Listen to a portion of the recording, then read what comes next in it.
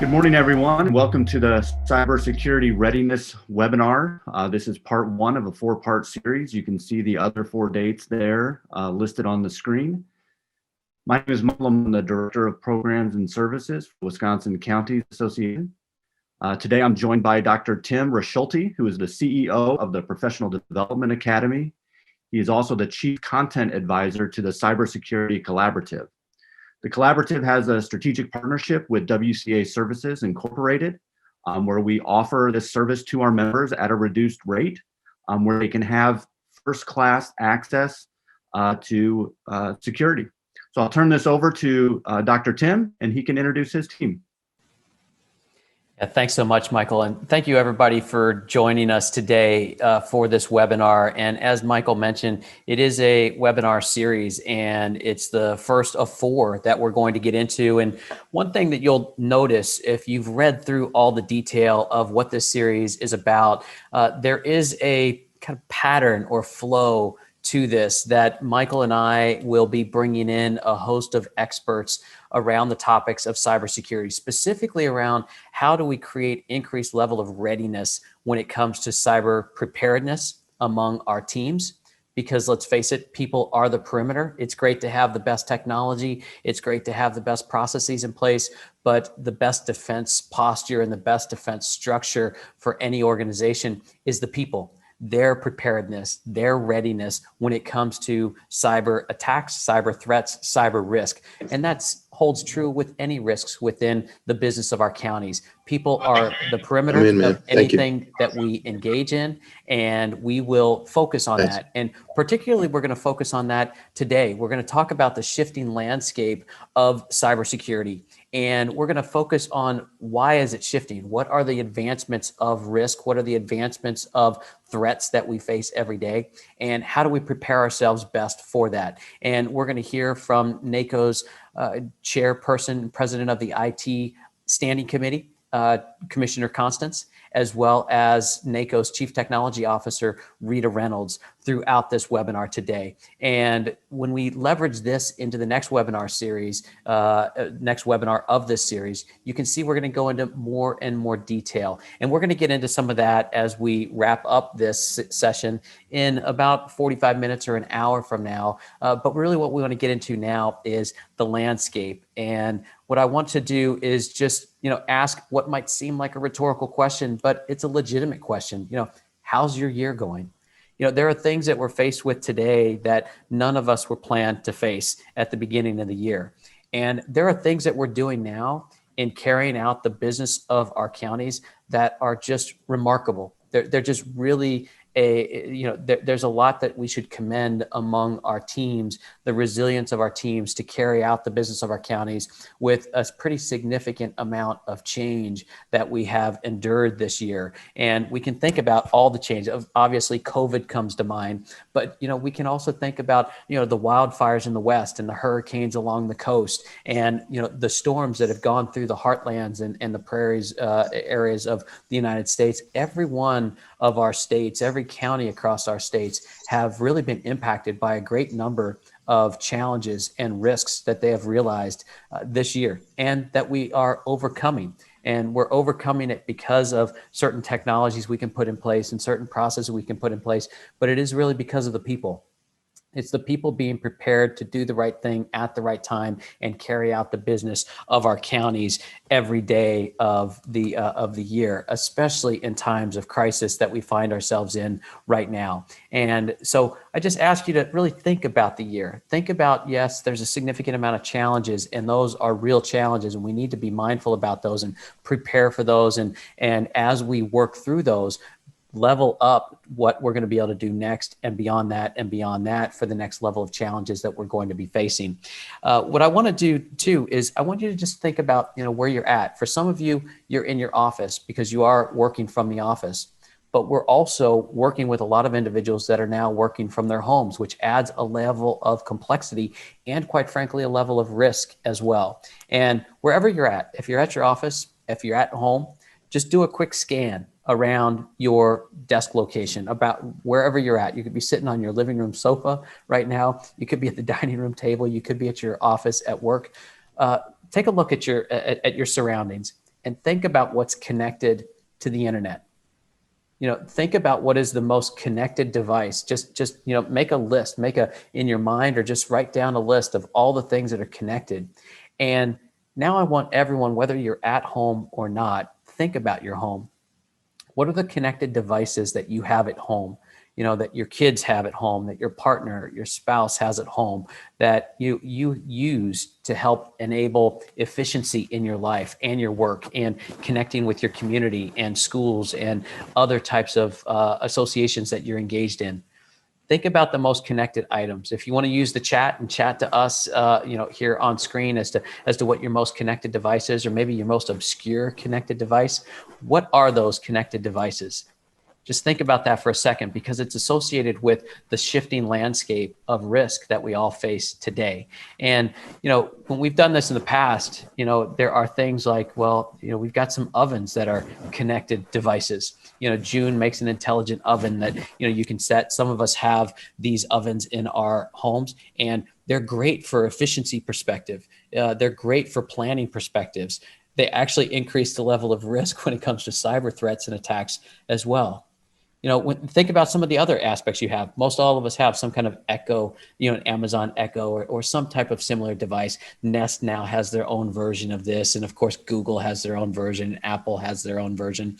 And, we probably have a device like this. And it's extremely convenient to take notes for us when we've got our hands otherwise occupied and we're maybe baking or something like that. And, these devices are extremely valuable. They're extremely helpful for our family members. Our coffee machines are extremely helpful to have those pre-programmed to make sure that they're ready to make coffee before I get up in the morning, because that's the first thing that we want to have. We mentioned Nest already. A lot of us have Nest. We can connect anywhere we've got our phone or a computer. We can make sure that our thermostat is set the way that we want it to be set. Make sure that we've got our doors locked if we forgot to lock our doors. All of these things add a level of convenience, to the way in which we go about our lives. And it's extremely valuable. They're advanced technologies. Some of them are not as advanced today as they were once before, like, baby monitors. We've had baby monitors for a long, long time. They used to be these little walkie-talkie things. Now we can use our phones to actually, have the baby monitor, anywhere we go, and be able to see as well as hear and be able to react, in times of need, emergencies, risks. And the list goes on. Our grandparents love to have the photo frames that, we can just upload new photos and they can see these on a regular basis of their grandkids and other type things. Garden sensors can make sure that they can address the moisture and the nutrients in the ground and make alerts available for gardeners to make sure that they get the appropriate, nutrients and water and, all this other kind of stuff to make sure that, crops are growing the way that they need to. You may or may not be familiar with the Wallabot home monitor. The Wallabot home monitor is really focused on, you probably remember the Life Alert bracelets and Life Alert necklaces that people wear, where they want to maintain a level of independence, but their other family members and healthcare providers want to make sure that they're safe. They wear a health alert monitor to alert the emergency services if someone falls and they can't get up. And the Wallabot home monitor does the same thing. They monitor to see if there is an object, a body image on the floor that is immobile, and they can alert the authorities when that happens. And, again, the list goes on. We've got a lot of, smart plugs and these type of devices that allow our lives to be easier. Bose has the glasses now that are connected, and, our yoga mats are connected. Perhaps the most obscure, not obscure, I shouldn't say it that way because it makes it sound a little odd and weird and bad, but one of the most interesting connected devices that we've heard are house slippers. House slippers, similar to the Wallabot monitor, house slippers are now connected where, if I've got an elderly parent or loved one that I want to be watching out for, I can buy these house slippers these days that, so long as I know that these house slippers are moving around, and not stationary for, any longer than a couple hours at a time or something like that, whatever the time limit that I want, I know that that person in that location, in that home, is up and mobile and moving around. And it gives me a sense of relief. It gives me a sense of security, gives them a sense of security and independence. And all of these are fantastic things. All of these also add a level of risk to the way in which we run our business of counties, because anything that is connected to the internet has the ability to get connected to other devices that have the capability of being connected to critical assets and database of information. And that's what increases the landscape and threat vectors that we find ourselves helping to and needing to defend against today. Back in early March, the middle of March, many of us were shocked with the virus that was happening and taking hold of our country and the world for that matter. And we were found that the need to react to that, and part of that need was helping to make sure that people were remote capable in carrying out the business of their counties. Some folks never worked remote, and our businesses continued to do that work from the office. Others had to work remote, and we had to help enable that. And in part of enabling that to carry out the services and products that we provide those that are in great need throughout our counties, we had to make sure that they were not only equipped with the necessary gear, hardware, software, connectivity, but that they were also safe in doing so. They're now operating in a home that's maybe not as safe as our office. And how do we help increase the level of safety? And that's what we want to talk about today. And it is because this idea of security risk management, specifically due to cybersecurity, has become a priority one issue for all of our counties, for all the businesses within our counties, the cities within our counties, and across our nation. Security is priority one. Doesn't matter what newspaper you pick up or what source you look at. Priority one issues are security, cybersecurity, network security, safety among our employees and our constituents and our customers that we try to serve every day. And I want to pause at this point and introduce Commissioner Constance. Commissioner Constance is the president and chairman of the NACO IT Steering Committee. And Commissioner Constance, thank you for being here. We know you're extremely busy, and just want to provide an opportunity for you to provide some perspectives on this priority one issue as your role of president of the IT Steering Committee, what you're hearing, what you're seeing, why this remains a priority, and why it will likely continue to remain a priority into the future, and that we need to focus on it today to get better and better and better based on the shifting landscape that's all around us. Well, thank you very much, Tim. I hope I'm coming through. Very good. And in listening to your introduction, in speaking about, the Internet of Things, well, let me back up a little bit. I got myself into this position 2 years back. I was at one of the CIO forums for NACO, and I did something silly. I grabbed the microphone and I asked the question, and then people figured out that I was a commissioner, and they said, hey, we should make him chairman of the committee. So I found myself sort of enveloped in this, but I'm so glad I had the opportunity to do it, because I'm interested in technology. I'm in the medical field as well as being a county commissioner here in Florida. But I really was interested in finding out, because I knew cybersecurity was real. And obviously you just have to read the newspaper every week and see somebody's getting hit. And I quickly learned that government entities are low-hanging fruit, because there's a lot of money available to ransom people for.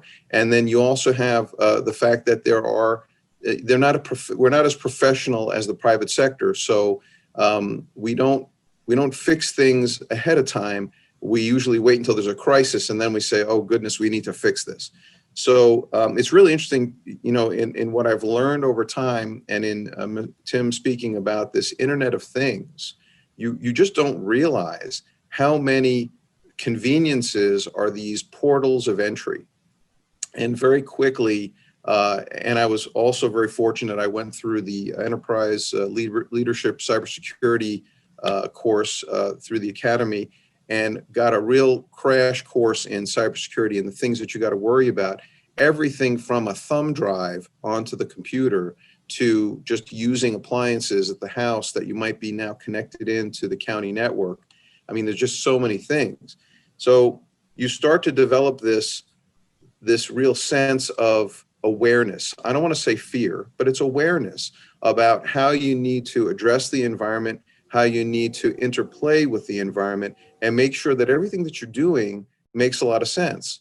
What we're trying to do at NACO is work this out so that small, medium, and large counties can really learn from so many of the things, and you're going to hear about it today, so I won't go into all the different areas that NACO is involved with the counties, but we're really trying to figure out what fits for the size county that you are, so that you have a plan. And every year that plan gets updated because there's new threats, there's new technologies, there's new things that are happening. But I think it's really interesting in Tim speaking about, the pandemic and what it's done. Well, think about the fact that you've got an infection of a virus in human beings that in some folks it's very virulent, and unfortunately they might succumb to the virus, but it passes around and it can cripple an economy. Now think about a computer virus and the fact that certain computers are more susceptible than others, and infecting those computers can cripple an entity, whether it's a business or a portion of government, or if it got really bad, there are some viruses out there that have gone network wide in the country and caused some problems for a day or two, or affected some very big providers. So this is something that is, from an economy standpoint, incredibly important. I mean, you wouldn't want to lose all of your property tax records.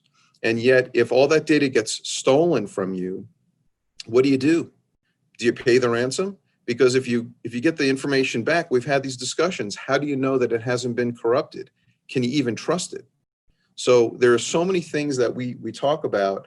And I think the other point that I wanted to make was, when you're dealing with cybersecurity, you can either pay now or you can pay later. And if you pay now, you are ready for things to happen, and things are going to happen. There's not enough money that you can throw at this problem that you can guarantee that nothing's going to happen. Something's going to happen.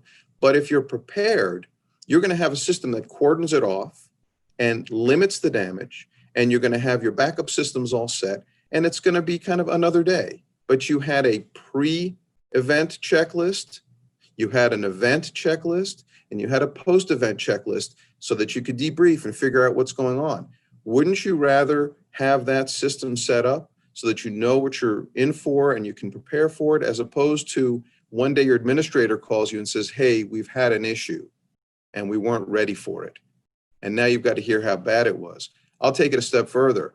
You get a phone call from a reporter and you get hit cold with the information that they found out that you've been hit with something and you weren't prepared for it. So we really can't have our heads in the sand anymore. And I've been so honored and so privileged to be able to be in this position to work with Rita Reynolds and Tim and Brandon and all of the members of my advisory committee and with the tech committee, because we've really come a long way in a little over a year in getting very organized very quickly. And it's only going to get better. So I appreciate having had this opportunity to speak with y'all. And Tim, I'm going to throw it back to you, but I'm available for any questions, and invite folks, through NACO. Certainly you can become a member, and if you are already, you can certainly join. We encourage you to have your IT people join the committee. We also encourage electeds to get involved. There is nothing keeping elected officials from joining these committee meetings and just learning. And it really helps those relationships. That's my job. I mean, I learn a lot, and it's great not being the smartest person in the room. But what I've really focused on, and will focus on for years to come, is trying to get those elected officials to develop a good personal relationship with people in your IT department. And if you're really small, maybe you're one IT person, but really get to know them, understand their wants and their needs. Okay, wants, maybe we can't afford that, but needs, explain to me what your needs are. Make it personal to me. Make me understand why I'm going to make this expenditure on the front end, so I'm not going to be paying ransom on the back end. So with that, I will kick it back to you, Tim, and thank you very much for this opportunity.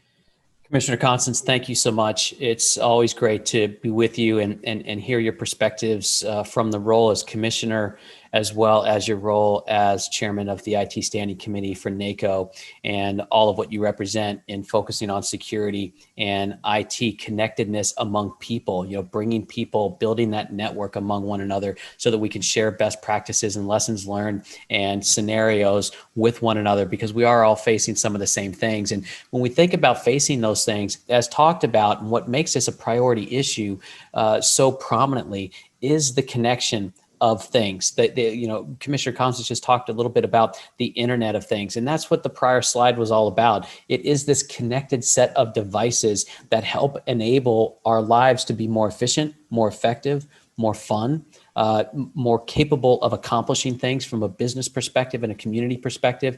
And, we bring that up in the prior slide so that we can better think about the way in which we go about the business of our counties. Let's think about it from a medical side. Commissioner Constance is a medical doctor. And, when we think about the Internet of Things, it's easy to see that, wow, there can be things go really bad, really, really fast when a cyber attack happens. What happens when, the pharmacy is hacked? There's a significant issue, obviously, for people that have purchased and used the pharmacy because of personal information, medical issues, birth dates, credit card information, insurance information. But then those folks are also, speaking of insurance, possibly connected to the insurance company that have other databases of critical information. Also, the pharmacy is not the only thing connected within the healthcare system. Other devices and pumps are now run not on analog systems, but on digital systems, on connected software and servers, and those are connected with one another. And ideally, they're partitioned from one another from a technology perspective, a hardware and software perspective. It's one of the defenses against cybersecurity. We identify what are our most critical assets. Those are the things tied to the most critical business functions we carry out. Of those most critical business functions, of those most critical assets, how do we think about all of the systems and all of the processes associated with this? This is where process improvement is really important from a cyber perspective, to understand how everything is connected and how do we separate those as much as possible to run those systems efficiently and effectively, but not tied together. You might remember one of the most famous cyber attacks that have ever happened is the attack against Target.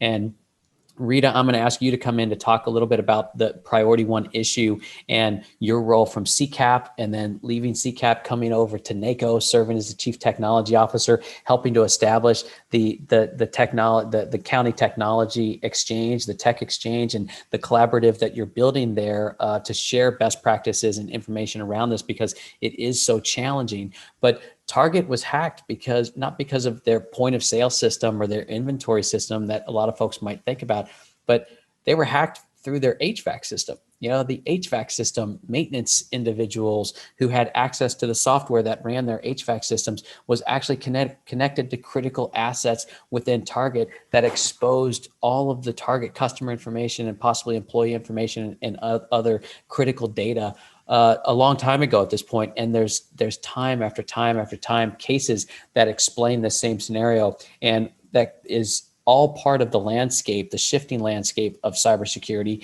and the reason that this is priority one issue. And Rita, I know it's a priority one issue for you and the team that you work with Commissioner Constance, the IT Standing Committee, and the work that you do as part of the County Tech Exchange. And Rita, thanks for being here. I'd love to have you share a little bit about the importance of cybersecurity being a priority one issue. And, we're also no doubt going to be getting into the aspect of collaboration, which is a lot of what the Tech Exchange does day to day with the not only the committee, but all the counties across NACO. Right. Well, thank you very much, Tim. And I want to thank the Wisconsin County Association as well for having me today. And as I was listening to you and to Commissioner Constance, I was reminded of my role that I was in at the County Commissioners Association of Pennsylvania. And I spent 20 years there. And about the time of the Target incident, we were adding on a whole new addition to the building. And the HVAC system, as you mentioned, was the area where the hack came through. And I'm like, okay, so we're putting in a new HVAC system here. And how is that going to be connected? And I really opened up a number of folks' eyes to the importance of the business side talking to the IT department and being included from step one all the way to the finish. And I was fortunate to be in an environment where that was understood. Coming to NACO and looking at how can we bring together and unite county IT leaders and give them a forum where we can interact and share ideas and help determine priorities. From my experience and my background, definitely know that cybersecurity has been a number one priority for years, really. And yet there are other priorities. And the COVID situation this year has shown that it's important very quickly to keep staff working. Back in March, April timeframe, listen to the exchange of county IT directors and CIOs talking how they were ensuring that the employees of the county could work from home, and some creativity and sharing of ideas in terms of what we call desktop to go. So staff working became number one priority, keeping staff safe. And fast forward to May, June, July, and elections, primary elections happening. And now, of course, we have a very significant election coming up next week. And there are so many competing priorities. But what overrides and crosses over all of those priorities is cybersecurity. So, as you mentioned, the tech exchange, we have over 500 county IT leaders on that, and we're growing by day with Chris Constance, his leadership on the IT standing. The dialogue and the information that's being shared is so critical. And as everyone says, it's a balancing act. Let's not forget in the process here of all of our priorities and keeping cyber in front of everyone, including elected officials, is the budget. And we know that this is going to be a very difficult year coming up in 2021. The lack of funding and the fact that county funds have had to be redirected to accommodate for COVID-related issues that have come about, including contact tracing as well as testing. So it is a balancing act. And when I hear folks talk about what's the normal going to be, the normal isn't going to be what we're used to. I heard a phrase on Sunday, normal has left the building. And I don't know that normal is going to come back. I think we are definitely in a new normal. And so that interaction that we are having is critical for IT directors to be sharing with each other. And I have to add here, I wish every county had a Commissioner Constance. The support and leadership that you display, and I think you sell yourself short in terms of technology knowledge, because you know quite a bit. And if you don't know, you ask, and you're not afraid to ask, and you really understand and respect and lean on the expertise that you have in-house, but also recognize, is there a situation, and cyber is one of those, where we need outside forces to assist. So let me stop there. I know we have some other opportunities to talk about collaboration, but just wanted to share those few words right now. Yeah, thanks, Rita. And if anytime anyone has a question or comment, feel free to use the chat box and chat feature here.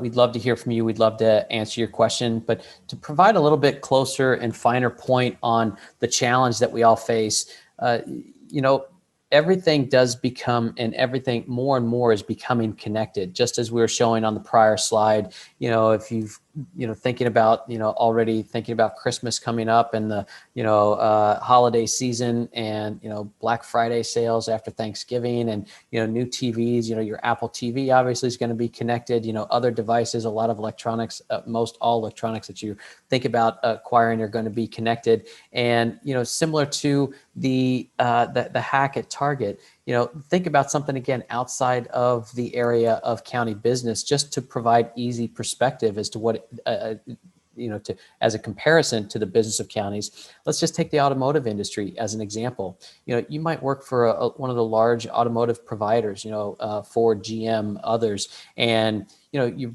putting together fantastic automobiles. A lot of the information that's put in there, a lot of the capabilities of that automobile and what people find enjoyable about the automobile are the electronics that are made by a partner, a supplier.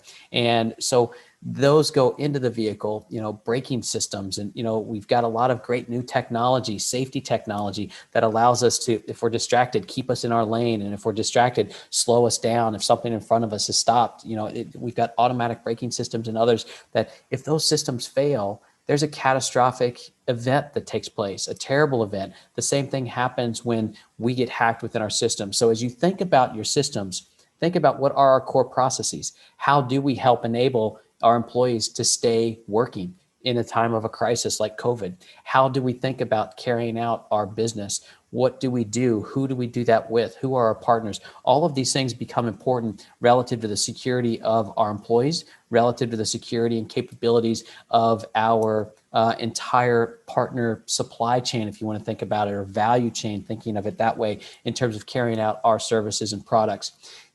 Last year, government technology labeled the year ransomware targeted state and local government. And some of you may have been victim of ransomware, some of which may have been public, some may not have been public. What the interesting thing about this is, and you can see that, 2019 was just that year. And then 2018, it was something else. 2017, it was something else. It's always the year of something. This year alone, the halfway point of 2020, we had more ransomware attacks on local government than we had of all of 2019.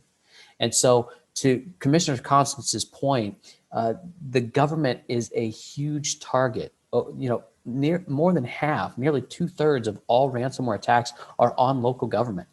And many folks don't know that, but it is true. And in some cases, they target a specific county.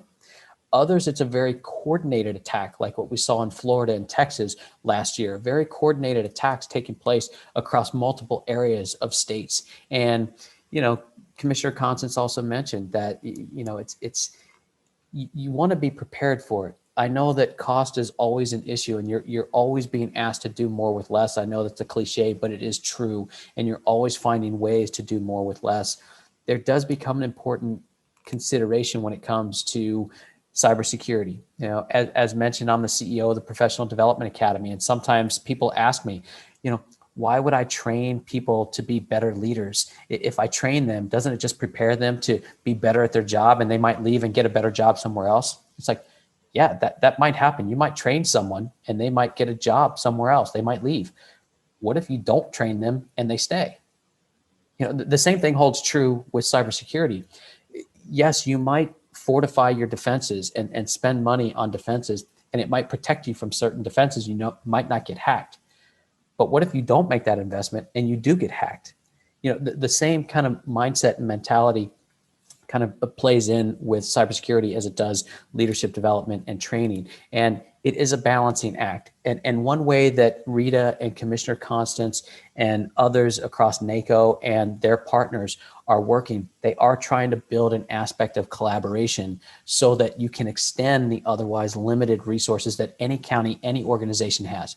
It doesn't matter what county you are, it doesn't matter if you're a rural county or a large urban county, everyone has limited resources, and you would want to do more. What the Tech Exchange and other partners that Rita has at her disposal through NACO are trying to accomplish is, how do we provide greater levels of access for all counties so that everyone can do more with less? We can do more together than any one of us can individually. And so part of what we're trying to do is overcome the challenge of ransomware, to understand, how do we better think about insurance? Should I have insurance? What does insurance cover? Rita knows all this. The network that Rita has put together can share that information. How do I make sure that my insurance provider is on the same page as my executives? Do we pay ransomware? What is our policy around that? One thing that Commissioner Constance was talking about is, how do we build an increased level of awareness? That is what we're really trying to accomplish. That's what we always want to build, is increased level of awareness. We might know exactly what to do. Everyone within our county might know exactly what to do if they hear a fire alarm go off in the building. If the building is occupied, we often know that we get up in an orderly fashion. We help people out of the building. We close doors as we leave, and we meet somewhere on campus, and we take a roster and we get that to a point person in HR. We know what to do during the time of an emergency. Do we have that same level of awareness when it comes to cybersecurity? As Commissioner Constance, if you get a call from the newspaper reporter saying, "Hey, I just heard you got hacked," do you know what your first 3 steps are? Do you know who to contact? Do you know who to coordinate with? Do you know the activities? What about a DDoS attack? What about, fill in the blank, phishing attack? What about, all of these type things become an important aspect of the way in which we think. And as bad as it sounds, just like anything else, there is a good, there is a bad, there is an ugly to this, but then there's also this possibility as well. If there is a good thing, if you want to look at the glass half full, the silver lining, there's generally a well understood and fairly good grasp that we all now have when it comes to understanding cybersecurity and to better preparing for cybersecurity. Just a few years ago, we may still have been putting up flyers about, hey, be cautious of opening up files. Most everybody in your organizations these days know that I should really be mindful about clicking on that. We still make a mistake from time to time, and we are human. We still make mistakes, and we click on a file. We think it comes from a friend, a colleague, and this is a trusted source, and I'm going to click on this. It's probably some funny meme or something like that, and it turns out to be something different because somebody was hacked. But there is a good understanding that we need to be higher level prepared and higher level ready when it comes to cybersecurity. That's the good thing. We know that we have to get better. And so therefore we know that we have to engage with other individuals. We have to engage in training. We have to engage in simulations and other type things to be prepared and get better and better and better. There is a bad, obviously, as we've been talking about. Threats are occurring now faster than they have ever occurred before. And if there is a really ugly thing about it, it does get worse than just being bad. The impact of cybersecurity attacks is usually higher than what we predict. And what I mean by higher and what we mean by this is the lingering effects. So let's say you have been hit with a ransomware attack. Do you ever know? So maybe you pay it. Hopefully you don't. Hopefully you're working with your insurance provider, your legal counsel, your committee members, and you've got a policy in place and you've got a procedure in place and you've got an action plan in place. Hopefully you don't pay. But if you do, or if you don't, when you get that data back, do you ever know that the data was destroyed? Because a lot of times hackers will say, hey, pay me 3 Bitcoin, 18 Bitcoin, whatever it might be that they're asking, whatever the ransom is. And they say, when you pay that, I'm going to destroy the file. I'm going to give you the key to unlock your data, but then I'm going to destroy the file. You never know that has actually been destroyed. And in many cases, it can be used for the next attack and the next attack after that, not just from the same attacker, but they could sell that to other attackers. And it creates this perpetual, ongoing issue around that attack. And there's this lingering effect, this downstream effect that creates a really ugly situation that you may have thought was just bad. But then there's also the possible. And what is possible? How do we meet the attackers? How do we maybe even outpace the attackers in some instances? The way that we do that is through people. And the way in which we can extend our otherwise limited resources is to collaborate with others, collaborate with partners, collaborate with neighboring counties, collaborate with counties across the United States through NACO County Tech Exchange, collaborate with partners and other suppliers and providers who are, in the community with us. You have partners that are community members and connected to you because you might share a database of some sort. You might share files back and forth that might otherwise get intercepted in some way. And so the possibility is the way in which we collaborate with one another. And Rita and Commissioner Constance, I'd like to bring you back. And Commissioner Constance, I know you've got a short amount of time, so we'll start with you. I'd love, Commissioner Constance, if you wouldn't mind sharing just a little bit about the power of collaboration. Rita just mentioned that there's 500 counties that are part of the Tech Exchange already, and ideally, hopefully going to get to 3,069, all the counties in the United States. There's a significant amount of value in collaboration. You no doubt see that as a medical doctor, as well as a commissioner, as well as the chairman of the Tech Exchange itself. Yeah, Tim, thank you. I do. And I think what's really amazing is to see the individuals that participate with the IT Standing Committee and the Advisory Committee, because they are really energized, and their focus is on trying to bring their real world experience into the room and say, this is what's happened to us. This is what we foresee on the horizon. These are what some of my colleagues are talking about. But they're very motivated to basically make a better mousetrap. And I apologize, my light just went off here. I got to move.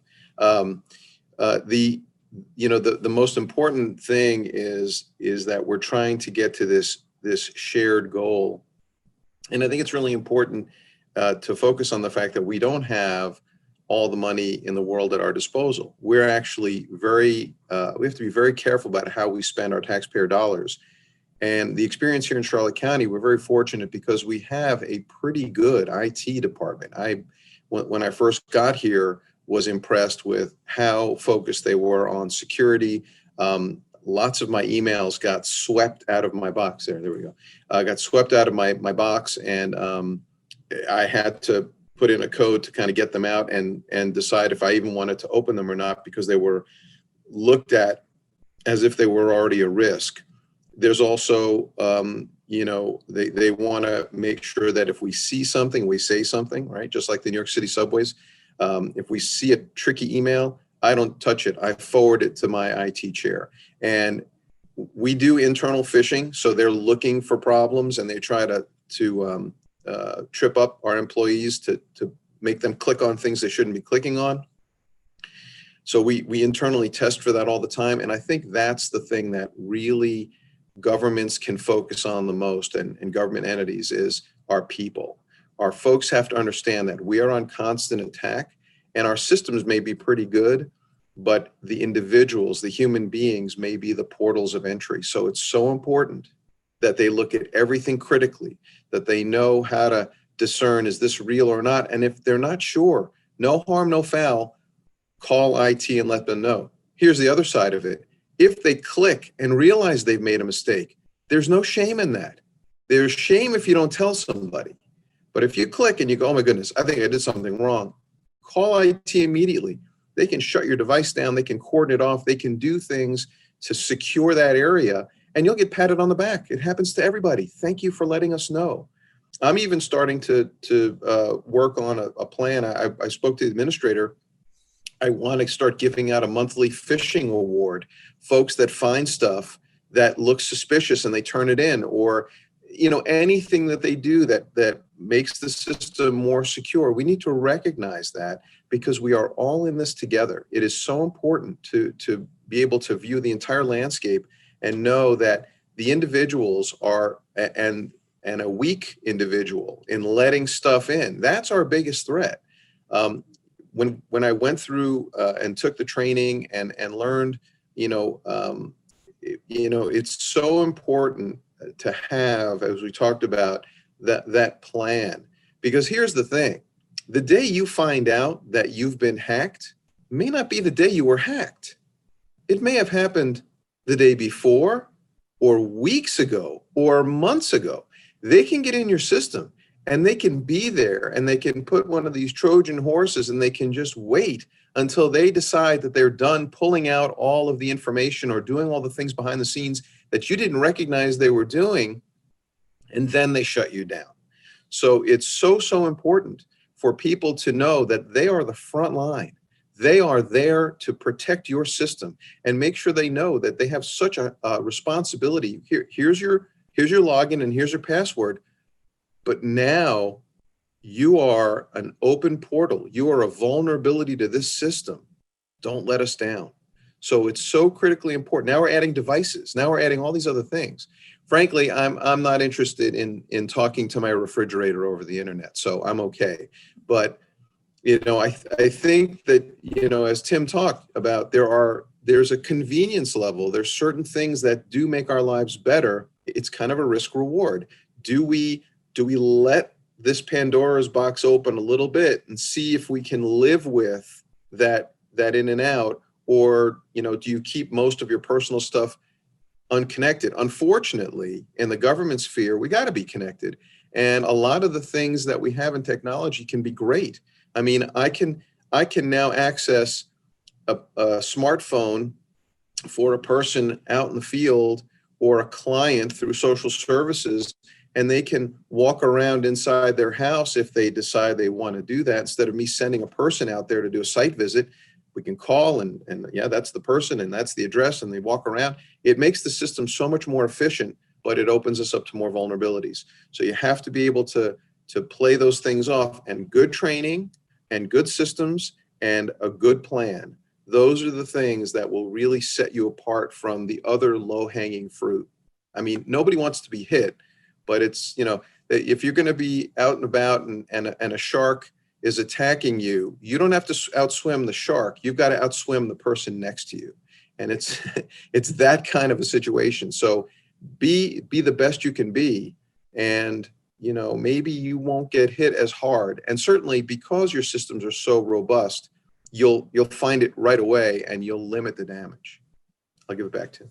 Yeah, and I think one of the things too that we have to be mindful of, and you all at the leading the business of the counties know this all too well. You have to accommodate the constituents that you're serving, and so if those constituents want access in a certain way, you provide that because that's what they want, and so you think about what is best for your business. You enable your business to accommodate the needs of those that you're serving every day. And then you try to do the best you can by making sure that your team, your employees are prepared as well as possible to carry out the business of your counties through the technology, through the processes, through the personal engagement that your customers expect and demand and deserve. And in some cases, that does mean, more technology. It will mean more technology, more connected technology in the future as compared to what we have today, just like we have more now than we had 5 years ago. And we had more 5 years ago than we had 5 years before that, and so on and so forth. And so it is about accommodating the demographics and the individuals that we serve, and then making sure that we can do that as secure as possible. And Rita, I know from a NACO perspective, and while you were at CCAP, you see the good, bad, ugly, and possible in what it is that you're doing every day. And you're managing that real time and trying to accommodate those NACO members in the way in which they see the good, the bad, the ugly, and possible as well. Do you want to provide a few comments, Rita, before we move on? Yeah, I would just like to add a little bit on the collaboration side. I see it as a multi-pronged approach. There needs to be collaboration within the county, from the IT department, with the elected officials, with senior leadership, with HR. That's done through the phishing tests that many counties conduct now, and then the follow-up education. And of course, the proper tools that are in place, and communicating, as you said earlier, why you would need those in the IT department. But that's what I call the prong that's internal. Then there's another prong in the approach, and that is collaboration locally with partners outside of your county organization itself, but also with other counties, and conversation sharing. It might be the once a month lunch call that you're making right now. How are things going? What are you seeing? And then it also extends to the state and your relationship with the state IT agency. That relationship is critical for hearing what they're seeing at a statewide level, but also what approaches they're taking to help combat the cyber situation.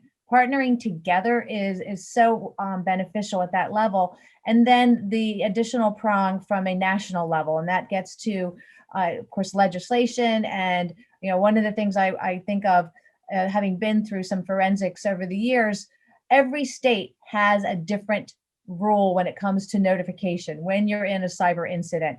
And you as a county, if you have to notify citizens that were in that database, you have to know what the requirements are from state to state.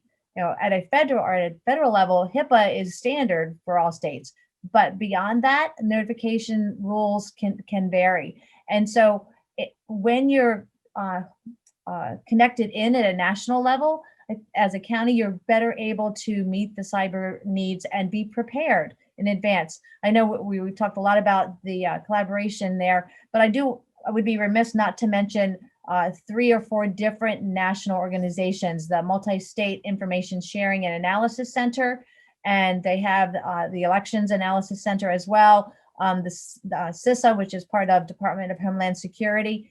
They have a lot of great resources that are available to counties to reuse and repurpose. Of course, we've talked about the Tech Exchange already, but there's other programs like the Cybersecurity Collaborative that can assist in helping you not reinvent the wheel. And when we collaborate, that's what we can avoid: reinventing a wheel that is already there. We might take it and change it a little bit, but we're not starting from scratch. Yeah, thanks, Rita. And I do know, from the chat box and just in general, some of these can sound like they're overlapping, similar, maybe even competing items and initiatives. MS ISAC and the election ISAC and the tech exchange and the collaborative, and they are all distinct. It's not about which one is the best. They all have value in and of themselves. If you're not signed up with your MS ISAC, absolutely sign up with your MS ISAC. If you're not signed up for the County Tech Exchange, absolutely sign up for the County Tech Exchange. One thing you're going to get from the County Tech Exchange through Rita and the members that are there, there's a lot of sharing of information at a level that you're not going to find at MS ISAC. You're going to find sharing information around job descriptions, sharing information around RFPs and RFIs, sharing information around the latest hacks for sure, sharing information around partners that we might share, you all might share at the county level, and intimate level conversations about how counties are managing the business of their counties and working with certain partners and others that you're not going to get from an MS ISAC or others. And so it's not about competing on one or the other. And then, it's even different yet with the Cybersecurity Collaborative and some of the work that you're going to get there. But it is the fundamental aspect of this is an aspect of collaboration. It is about information sharing. It is about making sure that people do have information, organizations have the information they need to defend against some of the most threatening risks that they face today from a cyber perspective. NIST has put together a list of what they refer to as the world of threats. And this is the world of threats. We've got some, it might seem, mischievous type, activities like web defacement. It's extremely frustrating. It's extremely, nonsensical in some cases because it takes amount of time to uncover that, redo it, and it is it's just unfortunate.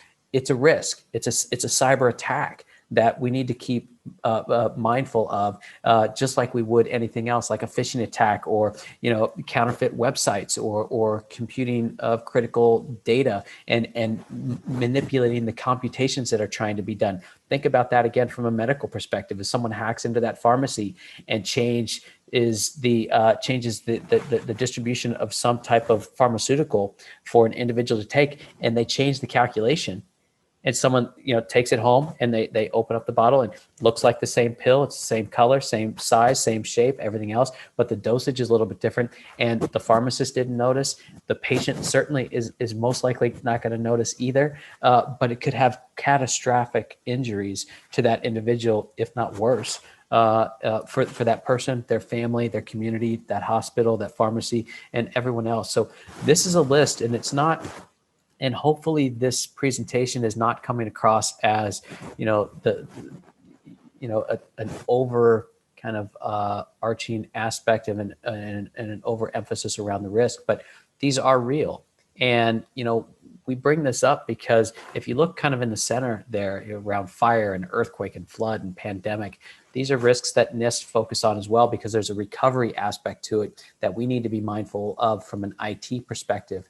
But it wasn't too long ago when the risks that we faced were predominantly physical, physical structure, earthquakes, hurricanes, floods, fire, these type of things that we created, disaster recovery plans for, business continuity plans for.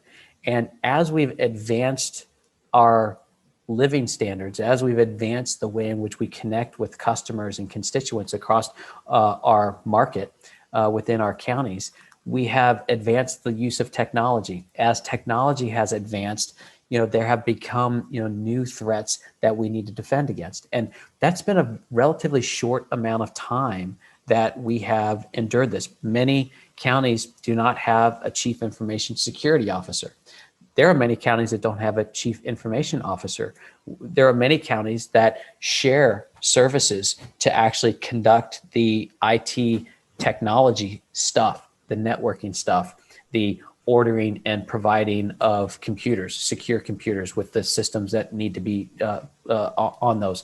And we don't necessarily have the teams of individuals to think about this world of threats list and have defense mechanisms against every one. Because in an ideal world, we've got playbooks for each one of these, just like, a pilot in a cockpit of a major aircraft, has a big 3-ring binder of information that if something happens, if an engine goes out, they don't rely on some piece of software as to what do I do. They have that, but they also rely on their 3-ring binder, because unless there's a fire specifically where that 3-ring binder is, the 3-ring binder is kind of the analog device, just like what you probably have as well. You probably have individuals that have a checklist, of a physical checklist as to what to do when a fire happens, when an earthquake happens. Well, what about when a web defacement happens, or a phishing attack actually catches somebody and they do click on that link and it brings down critical servers at the time of a time of delivering services for your organization? What if, you are carrying out the business of your counties and, the lights go off and the doors lock to your buildings, and, it's a busy time for you. That's a bad day. How do you overcome that? What are the first few things you have to do?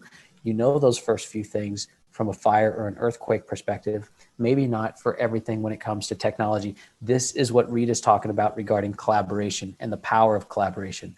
There are other counties that do have some of these documented. You don't need to recreate the wheel, as Commissioner Constance has said, and as Rita has said. We can share in that information. And if you're needing that information, by all means, connect with Rita, connect with Commissioner Constance, connect with your state associations, with Michael and others, and we can make sure that you receive that information. Rita, I know that you and the teams that you work with, at NACO and across other counties are working on this. And I'd like to have you share a little bit relative to the spirit of collaboration, because part of what we get to is that list that we talked about earlier from GovTech that said, hey, 2019 was the year cyber took over local government. Well, they identified these 3 things as this is what we need to do. CISA and MSI-SAC and NGA and others came together and said, these are the 3 things we have to do. Most people know this. Okay, yeah, back up our systems. We do that. Reinforce our awareness. We do the best we can. And we need to update our incident response plans. Okay, we get it. But what they don't often know is, well, where are we in the level of detail, and do we have what we need, and where do we really need to be, and how do we actually get there? How do we get from where we are now and better prepared, a higher level of readiness? And this is really about this aspect of collaboration and about what is possible through the Tech Exchange and others. And Rita, I know that one of the things that you're working on is to really create that spirit of collaboration. And one thing that you've done, and I know that through your partnership with the Cybersecurity Collaborative, these are 20 steps you can take to reduce your risk. We certainly want to make sure that everyone understands what those are, using a password manager. And those that are tuned in today, we wanted to make sure you left with a how-to guide. If nothing else, take these 20 items and start having conversations with your IT folks, and have conversations inside your counties and with neighboring counties and across the state, and enroll into the Tech Exchange to have these conversations with others. These tools and others, Rita, are what you are working on as part of the Tech Exchange and with your partnerships to make available across the rest of the counties in NACO. Do you want to share just a couple seconds on the collaboration, some of these type tools that you're creating and making available? Yeah, absolutely. So just a couple things that we've done this year. COVID started. A great example has to do with the webinar tools that everyone had to start using, from Zoom to Microsoft Teams, et cetera. And that right there, we collaborated together through the Tech Exchange discussion to come up with a toolkit that would help counties to take a look at what settings, what security should I have in place when I'm using these tools, and what education should I be giving and training the county staff that are using them. Another area that we've been doing since January, February, is creating that repository of policies and templates, not just in terms of cybersecurity, but other areas that tie back into it. The best practices around backups, best practices around mobile device management, policies around acceptable use, so that counties don't have to reinvent the wheel. And then more recently, a telework toolkit. We had a focus group of county CIOs come together and talk about the good, the bad, the ugly, the challenges Is the person really working or not? Is it IT's responsibility to monitor that? So that resource is available to all counties. And then, of course, the fall, partnering, Tim, with you in some content that we delivered at the CIO forum.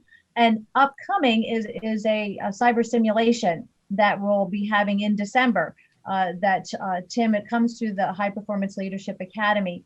So I wanted to just quickly mention those. I know we're almost out of time, but at the national level, we do talk to MSISAC and EIISAC and closely with the Cybersecurity Collaborative to see where we're unique, where we're partnering, and that we're supporting each other. Because I think that is critical in terms of that not reinventing the wheel, as we talked about earlier.